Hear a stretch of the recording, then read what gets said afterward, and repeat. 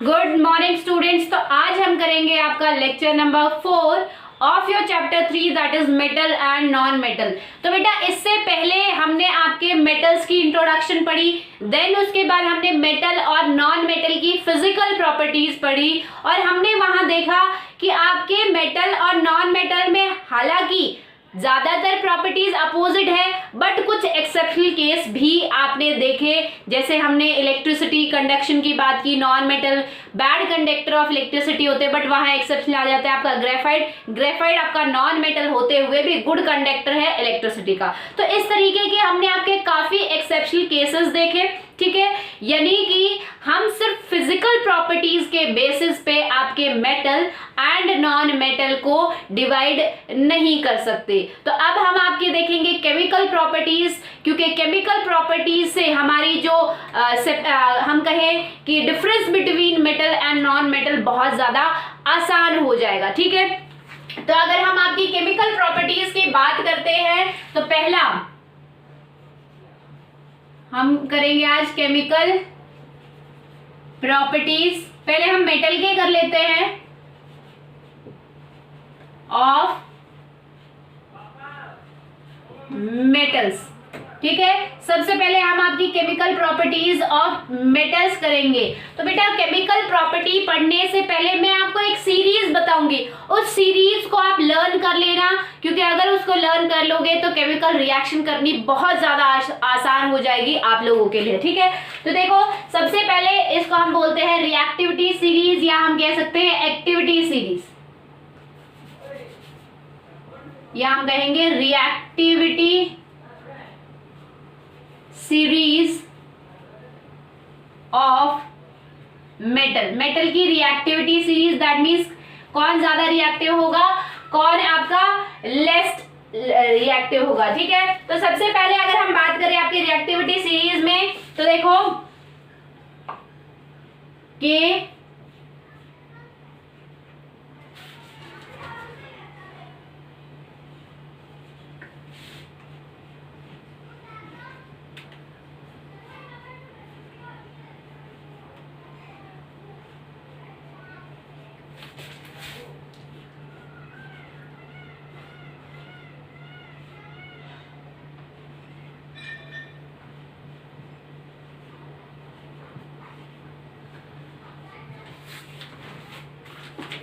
ठीक है बेटा, तो ये रिएक्टिविटी सीरीज के आपके एलिमेंट है, यानी कि आपके जो ऊपर वाले एलिमेंट हैं आपके वो सबसे ज्यादा रिएक्टिव होते हैं, बहुत ज्यादा एक्टिव होते हैं, बहुत जल्दी रिएक्शन कर लेते हैं, इनको कुछ आपको ज्यादा एक्स्ट्रा एफर्ट लगाने की जरूरत नहीं पड़ती इनकी रिएक्शन के लिए, ठीक है। तो ये आप एक्टिविटी सीरीज या रिएक्टिविटी सीरीज मेटल की याद कर लो, आपको हमेशा काम आएगी। तो इस सीरीज को याद करने के बहुत सारे तरीके हैं, सब लोग अपने अलग अलग लॉजिक के हिसाब से इसको याद करते हैं। तो एक तरीका मैं आपको बता देती हूँ, अगर आपको उस तरीके से याद हो जाता है देन वेल एंड गुड, वरना आप अपना कोई भी ऐसा तरीका लर्निंग प्रोसेस बना के इसको सीरीज को याद जरूर करना है, ठीक है।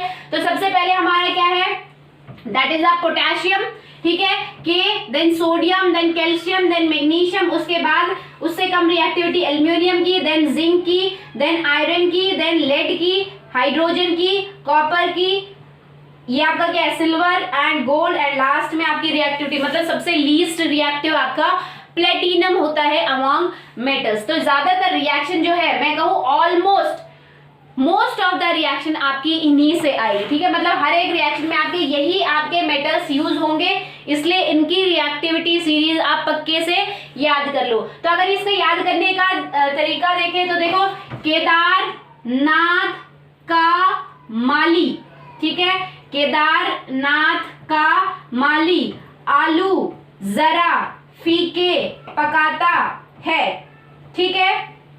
कोट आप ए मतलब बनता है आपका आप, कोट आप, ठीक है, कोट आप, ठीक है बेटा। तो आपका याद कर सकते हो, फिर से एक बार बोलो, केदारनाथ का माली आलू जरा फीके पकाता है, देन कोट आप ए पहले Ag that is silver, then Au gold and P for platinum, ठीक है। तो इस चीज को आपको याद रखना है। ठीक है बेटा, तो यहाँ से आपकी रिएक्टिविटी सीरीज को याद कर लो। नेक्स्ट अगर हम बढ़ते हैं आपकी केमिकल प्रॉपर्टीज की तरफ, तो पहले हम आपके देखेंगे that is a reaction of metals with oxygen. अगर हम ऑक्सीजन की तरफ रिएक्टिविटी देखें मेटल्स की, तो बेटा मेटल जो है ऑलमोस्ट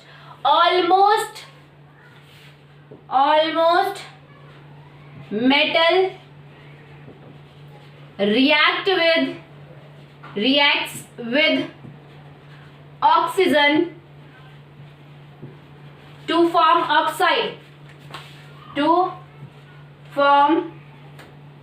मेटल ऑक्साइड। ठीक है, ज्यादातर आपके मेटल जो है ऑक्सीजन के साथ रिएक्ट करके मेटल ऑक्साइड की फॉर्मेशन करते हैं। दैट इज मेटल, जब आप ऑक्सीजन के साथ रिएक्ट करवाओगे it leads to the formation of metal oxide. ठीक है बेटा, यहां पे आपके एक्सेप्ट कौन कौन से आपके मेटल जो है वो ऑक्सीजन के साथ रिएक्ट नहीं करते, इस चीज को आप देखो।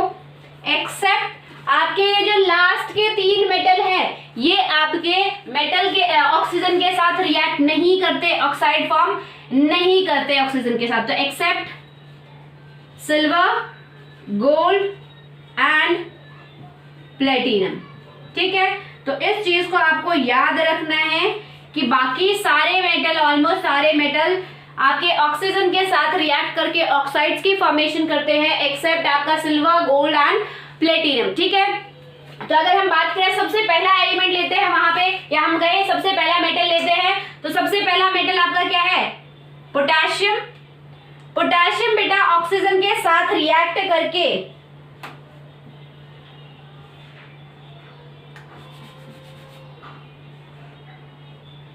आपका बनाता है K2O। ठीक है, एक और बात मैं यहां पे आपको बताना चाहूंगी, पोटेशियम और सोडियम जो है हाईएस्ट रिएक्टिव है, सबसे ज्यादा कौन ज्यादा रिएक्टिव है? पोटेशियम, देन उससे कम सोडियम। उसके बाद नीचे आते जाओगे, रिएक्टिविटी कम होती जाएगी। नीचे सबसे ये आपके लीस्ट रिएक्टिव, ये मोस्ट रिएक्टिव, और जो मिडल में है ये मॉडरेट रिएक्टिव। ठीक है, मतलब मीडियम रिएक्टिविटी शो करते हैं आपकी। तो बेटा अगर हम पोटेशियम और सोडियम की बात करें, तो पोटेशियम और सोडियम जो है जैसे ही ऑक्सीजन के कांटेक्ट में, या हम कहें एयर के कांटेक्ट में आते हैं, वो डायरेक्टली क्या बना देते हैं? ऑक्साइड बनाते हैं, मेटल ऑक्साइड बनाते हैं। यहां आपको कोई ऐसा नहीं है कि आपको हीट करना पड़ेगा, आपको पोटेशियम लेना है, आपको ऑक्सीजन लेनी है, देन उन दोनों को मिक्स करके हीट करोगे तब ऑक्साइड बनेगा। नहीं, यहां डायरेक्ट रिएक्शन होती है। कैसे? पोटेशियम जैसे ही एयर के कांटेक्ट में आएगा, ठीक है, इस रिएक्शन को कोई एक्स्ट्रा हीटिंग की जरूरत नहीं होती। ठीक है, no extra heating is required in case of potassium and sodium. तो यहाँ पे पोटेशियम डायरेक्टली एयर के कांटेक्ट में आते ही एयर में से ऑक्सीजन के साथ रिएक्ट करके पोटेशियम ऑक्साइड बनाता है। सेम आपकी होगी है यहाँ पे। अगर हम इसको बैलेंस करें तो देखो 2 ऑक्सीजन है, तो यहाँ पे 2 ऑक्सीजन करने के लिए 4 K हो गए, तो 4 K। ठीक है, नेक्स्ट अगर हम सोडियम की बात करें, तो सोडियम भी डायरेक्टली ऑक्सीजन के एयर के कांटेक्ट में आते ही आपका क्या बना लेता है? Sodium oxide. तो इसको भी अगर हम बैलेंस करें तो आपकी ये बैलेंसिंग हो गई। ठीक है बेटा, तो ये 2 आपके ऐसे मेटल है जो कि do not needs extra heating for the reaction। ठीक है, यहाँ आपको सोडियम और पोटेशियम को कोई एक्स्ट्रा हीट देने की जरूरत नहीं पड़ती, डायरेक्टली उनको क्या करो? रूम टेम्परेचर पे उनको ओपन करके रख दो। मतलब रूम टेम्परेचर पे आप पोटेशियम मेटल रख दो या रूम टेम्परेचर पे आप सोडियम मेटल रख दो, तो आपका क्या होगा? डायरेक्टली उनके वो ऑक्सीजन के साथ रिएक्ट करके क्या बना देंगे? आपके मेटल ऑक्साइड की फॉर्मेशन करेंगे। ठीक है, नेक्स्ट अगर बात करें आपकी, नेक्स्ट आपका क्या है? कैल्शियम। तो बेटा कैल्शियम भी आपका ऑक्सीजन के साथ रिएक्ट करके फॉर्म करता है कैल्शियम ऑक्साइड। ठीक है, यहाँ 2 है, 2। ठीक है, नेक्स्ट आपका क्या है? मैग्नीशियम। मैग्नीशियम भी ऑक्सीजन के साथ रिएक्ट करके इनको हीट करने की जरूरत पड़ती है, ठीक है, क्योंकि ये आपके क्या है, इनसे कम रिएक्टिव, ये ऑटोमेटिकली बहुत ज्यादा रिएक्टिव तो खुद ही रिएक्शन कर लेते हैं ऑक्सीजन के साथ, जैसे ही एयर के कांटेक्ट में आए डायरेक्टली ऑक्साइड बना लेते हैं। बट इनके केस में हम क्या करेंगे, कैल्शियम के केस में हमें थोड़ी सी हीट देने की जरूरत पड़ेगी, मैग्नीशियम के केस में कैल्शियम से कम रिएक्टिव है मैग्नीशियम, तो थोड़ी और ज्यादा हीट देनी पड़ेगी। देन आप नीचे आते जाओगे एल्यूमिनियम में, जिंक में आपको और ज्यादा स्ट्रॉन्ग हीटिंग करनी पड़ेगी, ठीक है। तो यहाँ पे देखो मैग्नीशियम जब ऑक्सीजन के साथ रिएक्ट करता है तो आपका बनाता है MgO, ठीक है। यहाँ पे अगर हम बात करें तो आपका देखो 2 and 2। नेक्स्ट अगर मैग्नीशियम के बाद एल्यूमिनियम की बात करते हैं तो एल्यूमिनियम भी आपका ऑक्सीजन के साथ रिएक्ट करके बहुत ज्यादा स्ट्रॉन्ग हीट करना पड़ता है आपको, और रिएक्ट करके आपका बनाता है Al2O3, ठीक है। एल्यूमिनियम ऑक्साइड बनाता है, तो अगर इसको हम बैलेंस करें तो ये हो गया 3 2 6 and 4, ठीक है। नेक्स्ट अगर हम जिंक की बात करें बेटा तो जिंक भी आपका ऑक्सीजन के साथ रिएक्ट करके उसको जब हम हीट करते हैं, मतलब जिंक को ऑक्सीजन के साथ रिएक्ट करेंगे और बहुत ज्यादा हीटिंग से इनके बीच में रिएक्शन होगी और बनाएंगे जिंक ऑक्साइड, ठीक है। जिंक के बाद आपका सेम आयरन का भी होगा, आयरन आपका सेम आयरन ऑक्सीजन के साथ आयरन ऑक्साइड, उसके बाद लेड ऑक्सीजन के साथ लेड ऑक्साइड, हाइड्रोजन ऑक्सीजन के साथ क्या बनाता है, वाटर की फॉर्मेशन करता है, ठीक है। तो इस टाइप से आपकी क्या होगी, ऑलमोस्ट जितने भी आपके मेटल्स हैं सारे ऑक्सीजन के साथ रिएक्ट करके मेटल ऑक्साइड फॉर्म करेंगे except silver, gold and platinum. आप यहां से याद रख लो कि ये जो नीचे वाले 3 मेटल है ये ऑक्सीजन के साथ रिएक्ट नहीं करते, ये ऑक्साइड फॉर्म नहीं करते, ठीक है बेटा। तो ये तो बात हो गई ऑक्साइड्स की। नेक्स्ट अगर हम बात करें इन ऑक्साइड के नेचर की बात करें कि ये ऑक्साइड जो है आपके एसिडिक है या बेसिक नेचर के है, तो अगर इसकी बात करें तो देखो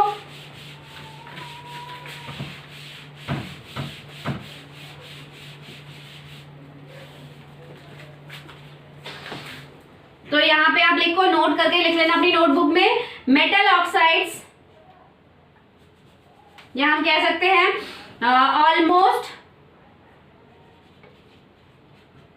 all metal oxides are basic in nature। ज्यादातर मेटल ऑक्साइड जो है, जो हमने अभी मेटल ऑक्साइड पढ़े, ये बेसिक होंगे नेचर में,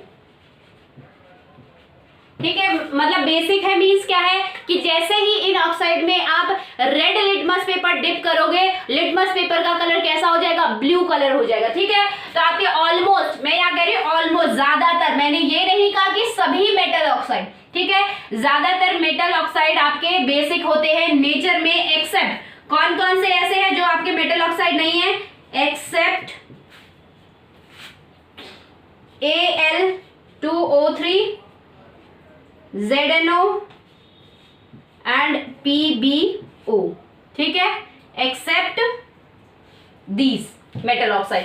ज्यादातर आपके मेटल ऑक्साइड बेसिक नेचर के होते हैं except aluminium oxide, zinc oxide and lead oxide, यानी कि aluminium oxide, zinc oxide and lead oxide जो होते हैं आपके बेसिक नेचर के नहीं होते। यानी कि ये कैसे नेचर के होंगे बेटा, ये आपके जो तीनों हैं ये आपके एम्फोटेरिक नेचर के होते हैं, एम्फोटेरिक नेचर के होते हैं, ठीक है। तो जितने भी आपके क्या होंगे मेटल ऑक्साइड होंगे ज्यादातर बेसिक नेचर के हैं, और ये जो 3 है एम्फोटेरिक नेचर के होते हैं। एम्फोटेरिक मतलब कि इनमें ये दोनों नेचर शो करते हैं, एसिडिक भी बिहेव करते हैं और बेसिक भी बिहेव करते हैं, ठीक है।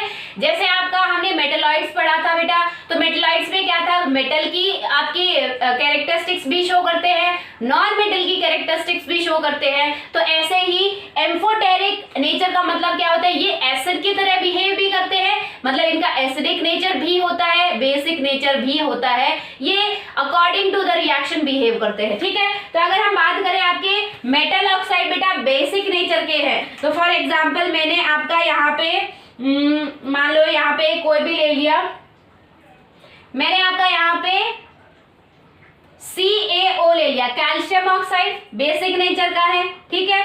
तो यहाँ पे जब मैं आपका कैल्शियम ऑक्साइड को अगर मैं यहाँ पे एसिड के साथ रिएक्ट करूंगी, ठीक है, तो यहाँ हम ऐसे कर लेते हैं, मैंने आपका Na2O ले लिया है, ठीक है। इसको अगर मैं एसिड के साथ रिएक्ट करूंगी, यानी कि अगर मैं एसिड के साथ रिएक्ट कर रही हूँ, दैट मीन्स इसका नेचर कैसा है, बेसिक नेचर है। तो जब एसिड और बेस के बीच में रिएक्शन होती है तो उस रिएक्शन को न्यूट्रलाइजेशन रिएक्शन कहते हैं, और वहां फॉर्मेशन होती है आपकी सॉल्ट की प्लस वाटर की। तो यहाँ पे आपका सॉल्ट फॉर्म होगा, दैट इज NaCl प्लस यहाँ पे आपकी वाटर की फॉर्मेशन होगी। नेक्स्ट अगर हम सेम आपका KCl की बात करें तो देखो K2O प्लस HCl के साथ रिएक्ट करेंगे। ये मैं आपको बेसिक नेचर की बता रही हूँ, ठीक है। बेसिक नेचर को प्रूव करने की आपको ट्रिक बता रही हूँ कि अगर आप किसी भी बेसिक सब्सटेंस को एसिड के साथ रिएक्ट करते हो तो अगर वहां सॉल्ट और वाटर ही हमेशा मिलना चाहिए, ठीक है। ये आपको प्रूव करेगा, अगर सॉल्ट और वाटर मिला दैट मीन्स आपका ऑक्साइड कैसा है, बेसिक नेचर का है। सेम K2O को अगर HCl के साथ रिएक्ट करती हूँ तो आपका KCl फॉर्म होगी, ठीक है, प्लस H2O की फॉर्मेशन होगी, ठीक है। नेक्स्ट अगर मैं मैग्नीशियम ऑक्साइड को रिएक्ट करवाती हूँ HCl के साथ तो आपका क्या होगा, मैग्नीशियम ऑक्साइड को रिएक्ट करवाओगे तो MgCl2 प्लस H2O, ठीक है। तो इस टाइप की आपको रिएक्शंस देखने को मिल सकती है। This prove that metal oxide, these metal oxide are basic in nature, क्योंकि जब हम बेसिक सब्सटेंस को एसिड के साथ रिएक्ट करते हैं तो हमेशा सॉल्ट प्लस वाटर की फॉर्मेशन होती है थ्रू न्यूट्रलाइजेशन रिएक्शन, ठीक है। तो ये तो बात कर ली हमने बेसिक ऑक्साइड्स की। नेक्स्ट अगर हम बात करें बेटा आपके एम्फोटेरिक ऑक्साइड्स की, यानी कि इन ऑक्साइड्स की, ये कैसे पता लगेगा। एम्फोटेरिक ऑक्साइड अभी मैंने आपको बताया क्या होते हैं, जो कि आपके एसिडिक नेचर भी शो करते हैं और बेसिक नेचर भी शो करते हैं। तो मान लो हमने क्या किया, Al2O3 एम्फोटेरिक है, मैंने मान लो इसको बेसिक मान लिया, ये आपका क्या है, बेसिक नेचर का है। तो अगर मैं इसके साथ एसिड को रिएक्ट करवाती हूं दैट मीन्स क्या बनना चाहिए, अगर ये बेसिक नेचर का है और एसिड के साथ आप रिएक्ट करवाओगे तो क्या बनना चाहिए, सॉल्ट प्लस वाटर। और अगर सॉल्ट प्लस वाटर बनता है दैट मीन्स ये क्या है, बेसिक नेचर का है, ठीक है। तो यहाँ पे अगर हम देखें इनको रिएक्शन करवाए तो यहाँ पे आपका क्या बनेगा, सॉल्ट बनेगा AlCl3 प्लस H2O, और इसको अगर हम बैलेंस करते हैं तो ये हो गया एंड HCl3 6, यहाँ 6 और यहाँ पे, ठीक है बेटा।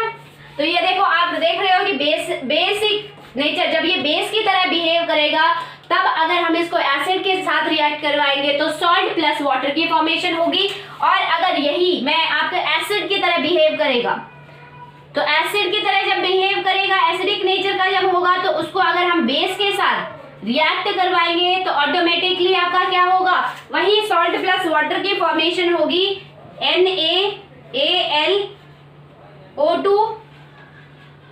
ठीक है, प्लस H2O, ठीक है। तो आप यहां देख सकते हो कि एसिड आपका ये जो एल्यूमिनियम ऑक्साइड है ये आपका जरूरत पड़ने पे, यानी कि अगर आप इसकी रिएक्शन एसिड के साथ करवा रहे हो तो ये बेसिक की तरह बिहेव करेगा, अगर इसकी रिएक्शन बेस के साथ करवा रहे हो तो ये एसिडिक की तरह बिहेव करेगा, ठीक है बेटा। तो ये आपके कुछ ऑक्साइड्स हैं जो कि एम्फोटेरिक नेचर के होते हैं। Amphoteric nature means behave as acid as well as basic in nature, या फिर आप कह सकते हो कि they can react with acid and base, दोनों के साथ रिएक्ट कर सकते हैं, बट अगर बेसिक होगा तो वो सिर्फ एसिड के साथ ही रिएक्ट करेगा, ठीक है बेटा। तो ये तो बात हो गई नेचर की। नेक्स्ट अगर हम बात करें सॉल्युबिलिटी की, कि क्या ये मेटल ऑक्साइड आपके वाटर में सॉल्युबल होते हैं,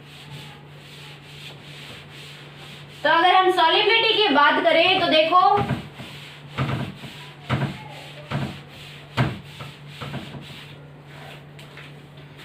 सॉल्युबिलिटी की अगर बात करें तो देखो क्या है, of very few metal oxide are soluble in water, बहुत कम ऐसे मेटल ऑक्साइड्स हैं जो कि वाटर में सॉल्युबल होते हैं, ठीक है। तो यानी कि क्या हो गया, बहुत कम सॉल्युबल है, दैट मींस ऑलमोस्ट जो रिमेनिंग आपके हैं वो क्या हो गए, इनसॉल्युबल होंगे वाटर में। तो a very few metal oxides are soluble in water while rest of the metal oxide are non soluble या इनसॉल्युबल इन वाटर। तो अगर हम बात करें के की, K2O पोटेशियम ऑक्साइड की, और इसके साथ अगर हम वाटर की रिएक्शन कराते यानी कि इसको वाटर में डिसॉल्व करते हैं तो ये आपका फॉर्म कर लेता है, क्या फॉर्म करेगा, KOH, ठीक है, प्लस यहाँ पे H2 गैस रिलीज आउट होगी, ठीक है बेटा। तो ये चीज आपको ध्यान में रखनी है कि जब आप इसको क्या बोलते हैं, कुछ ही आपके ऐसे मेटल ऑक्साइड है जो कि वाटर में सॉल्युबल है। तो ये आपका देखो पोटेशियम ऑक्साइड सॉल्युबल है क्योंकि पोटेशियम ऑक्साइड वाटर में डिसॉल्व होके क्या बना रहा है आपका, पोटेशियम हाइड्रोक्साइड। और आपको पता है पोटेशियम हाइड्रोक्साइड क्या है, बेसिक नेचर का, या हम कहे एल्कली नेचर का है, क्योंकि वो बेस, ये बेसिक नेचर का वो बेस जो वाटर में सॉल्युबल होता है वो बनाता है एल्कलाइन, ठीक है। तो ये किसकी फॉर्मेशन करेगा, एक एल्कलाइन की फॉर्मेशन करेगा। नेक्स्ट अगर हम आपकी सेम नेचर आपका क्या शो करता है, पोटेशियम के बाद सोडियम का भी सेम ही नेचर होता है, ये भी आपका वाटर में डिसॉल्व होके NaOH प्लस H2O की फॉर्मेशन करेगा। और यहाँ पे भी आपका क्या है, ये बेसिक नेचर का है, वाटर में डिसॉल्व होके, बेस जब वाटर में डिसॉल्व होता है एल्कली की फॉर्मेशन करेगा, ठीक है। तो यहाँ पे भी आपकी एल्कली की फॉर्मेशन होगी। और जब आप मान लो हमने इस बेस को वाटर में डिसॉल्व कर लिया, और वाटर में डिसॉल्व करने के बाद अगर आप इसमें लिटमस पेपर डिप करके देखते हो तो अगर ब्लू लिटमस पेपर डिप करोगे कोई चेंज नहीं होगा, ठीक है। बट अगर आप रेड लिटमस पेपर डिप करोगे तो रेड लिटमस पेपर में क्या होगा, रेड लिटमस कलर ब्लू हो जाएगा। क्यों, क्योंकि आपका ये जो है आपका जो प्रोडक्ट बना वो कैसा है, एल्कलाइन नेचर का है। और एल्कलाइन क्या होते हैं, सॉल्युबल बेस को ही हम एल्कलाइन कहते हैं। और जो बेस होते हैं वो आपके रेड लिटमस को ब्लू में कन्वर्ट करते हैं, ठीक है बेटा। तो ये बात आपको याद रखनी है कि बहुत कम ऐसे मेटल ऑक्साइड है जो कि आपके वाटर में सॉल्युबल है, बाकी rest of the metal oxide are not soluble in water. मान लो हम मैग्नीशियम की बात करते हैं, ठीक है। अभी हमने थोड़ी देर पहले मैंने आपको मैग्नीशियम की एक रिएक्शन बताई थी, that is magnesium oxide formation करने की। तो वहां पे ऐसी रिएक्शन हो रही थी MgO, ठीक है। तो आप याद करो अपना first chapter chemical reaction and equation, वहां मैंने आपको ऑलमोस्ट फर्स्ट या सेकेंड लेक्चर में ही बताया था कि जब आप मैग्नीशियम के रिबन को, मैग्नीशियम क्या है आपका मेटल है, तो मैग्नीशियम के रिबन को जब आप ऑक्सीजन के कांटेक्ट में कैंडल से बर्न करते हो तो आपको क्या मिलेगा, एक व्हाइट कलर की राख मिलेगी या पाउडर मिलेगा, ठीक है। इस तरीके का मैंने आपको बताया था, ये रिबन है, यहाँ पे आप कैंडल से इसको बर्न कर रहे हो तो ये बर्न होके क्या मिल रहा है आपको, यहाँ पे एक व्हाइट कलर का पाउडर की फॉर्मेशन हो रही है जिसका हमने बताया था ये क्या है, मैग्नीशियम ऑक्साइड है, यानी कि MgO है, ठीक है। तो इजीली वहां से भी आपको पता चल गया था कि मैग्नीशियम को जब ऑक्सीजन के कांटेक्ट में लाके हम क्या करते हैं, स्ट्रॉन्ग हीटिंग करते हैं तो आपका क्या बनता है, मैग्नीशियम ऑक्साइड। अब इस मैग्नीशियम ऑक्साइड का जो आपको राख मिली है या पाउडर मिला है बेटा, क्या करो इसको एक क्या बोलते हैं, टेस्ट ट्यूब में पानी लो, ठीक है। इस पाउडर को थोड़ा थोड़ा डाल के उस टेस्ट ट्यूब को शेक करके देखो, आप देखोगे कि बहुत कम आपका मैग्नीशियम ऑक्साइड, थोड़ा बहुत तो डिसॉल्व है बट बहुत क्या बोलते हैं, कम डिसॉल्व हुआ है। ज्यादातर मैग्नीशियम ऑक्साइड जो है आपका वो पाउडर वो इनसॉल्युबल ही प्रेजेंट है, ठीक है। तो मैग्नीशियम ऑक्साइड जो है स्लाइटली सॉल्युबल है वाटर में, और आपके अगर नीचे की तरफ आते जाओगे और जो आपके मेटल ऑक्साइड जो फॉर्म होंगे वो आपके इनसॉल्युबल होते हैं वाटर में, ठीक है बेटा। तो ये तो हो गई सॉल्युबिलिटी की बात। नेक्स्ट अगर हम बात करें आपका, एक यहाँ पे इंपॉर्टेंट चीज मेरे को ये बतानी है कि अभी मैंने आपको क्या बताया था कि पोटेशियम और सोडियम बहुत ज्यादा रिएक्टिव होते हैं, ठीक है। तो दोनों रिएक्टिव होते हैं, तो जैसे ही आप इसको रूम टेम्परेचर पे रखते हो तो ये क्या करते हैं, ऑक्सीजन के कांटेक्ट में आते ही ऑक्साइड, मेटल ऑक्साइड की फॉर्मेशन करते हैं, ठीक है। तो ये जो है पोटेशियम ऑक्सीजन के कांटेक्ट में आते ही तुरंत K2O फॉर्म करता है, ठीक है बेटा। और ये K2O फॉर्म खुद फॉर्म हुआ है, यानी कि जैसे ही आपने इसको ओपन करके रखा, जैसे ही मेटल को आपने रूम में खुला रखा, वो डायरेक्टली ऑक्सीजन को ट्रैप करेगा, मेटल ऑक्साइड की फॉर्मेशन करेगा। यहाँ ये बताने का मतलब ये है यहाँ बताने मैं क्यों बता रही हूँ आपको, ये रिएक्शन हम कर चुके हैं, बट यहाँ मेरा बताने का मोटिव ये है कि बेटा ये रिएक्शन बहुत ज्यादा एक्सोथर्मिक रिएक्शन होती है। एक्सोथर्मिक रिएक्शन मींस ऐसी रिएक्शन जिसमें बहुत ज्यादा प्रोडक्ट के साथ साथ हीट मिली, मतलब कि एनर्जी इज इवॉल्व आउट, बहुत ज्यादा हीट निकलती है, ठीक है। इवन बहुत ज्यादा एक्सप्लोसिव होती है, ब्लास्ट टाइप होता है आपका। अगर ऐसे ही सेम आपका क्या है, सोडियम मेटल को अगर आप खुला रख दो तो वो एयर में रख दो, सोडियम मेटल को अगर आप एयर में रख दो, यहाँ पे भी एयर है, एयर में से, तो ये एयर में से क्या करेगा, ऑक्सीजन लेके क्या बनाएगा, सोडियम ऑक्साइड की फॉर्मेशन होगी। तो यहाँ पे भी यही है, सोडियम मेटल, जरा सा भी अगर सोडियम मेटल आप एयर के कांटेक्ट में रख दो तो वो एकदम से आपका मेटल ऑक्साइड बना लेगा, साथ के साथ बहुत ज्यादा एनर्जी इवॉल्व आउट होगी, हीट इवॉल्व आउट होगी, चिंगारियां निकलेंगी ऐसे, ठीक है। तो यहाँ पे भी आपका क्या है, ये दोनों ही बहुत ज्यादा रिएक्टिव होते हैं, तो इनके केस में जो रिएक्शन होती है बहुत ज्यादा एक्सोथर्मिक होती है। इसीलिए हम इन मेटल्स को, ये मेटल बहुत ज्यादा रिएक्टिव है, ऑक्सीजन या एयर के कांटेक्ट में आते ही तुरंत एक एक्सप्लोसिव मेटल ऑक्साइड की फॉर्मेशन करते हैं। इसीलिए बेटा हम आपके पोटेशियम को और सोडियम को एक क्लोज बॉटल में स्टोर करके रखते हैं जहां एयर या ऑक्सीजन ना जा सके, ठीक है। और उस बॉटल में हम क्या रखते हैं, ये आपका इसमें केरोसिन में डिप करके रखते हैं। मान लो यहाँ पे आपका क्या है, ये पोटेशियम है और दूसरी बॉटल में केरोसिन में डिप करके हम सोडियम रखते हैं, ठीक है। ठीक है बेटा, तो कई बार क्वेश्चन आपका पूछ लिया जाता है, why we store potassium and sodium in kerosene, हम क्यों स्टोर करते हैं केरोसिन में, क्योंकि ये दोनों ही बहुत ज्यादा रिएक्टिव है। जैसे ही अगर आप केरोसिन में स्टोर नहीं करोगे तो जैसे ही ये एयर के कांटेक्ट में आएंगे तुरंत आपका क्या होगा, बहुत ज्यादा एक्सप्लोसिव रिएक्शन होगी और मेटल ऑक्साइड की फॉर्मेशन होगी, ठीक है बेटा। तो ये चीज आपको याद रखनी है। दूसरी बात ये है क्योंकि पोटेशियम और पोटेशियम और सोडियम की डेंसिटी जो होती है कम होती है, इसीलिए ये डूब जाता है केरोसिन में। इसको हम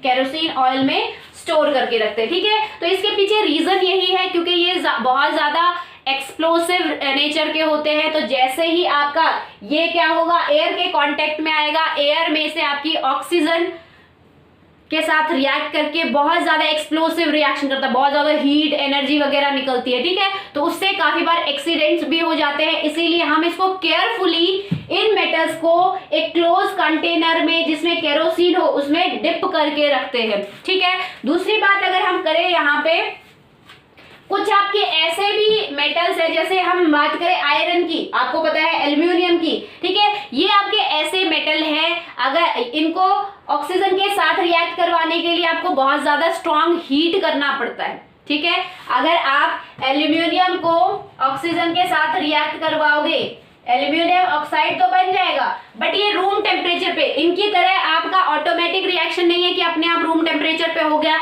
इसके लिए आपको स्ट्रॉन्ग हीटिंग करनी पड़ती है, ठीक है। ये चीज आपको याद रखनी है।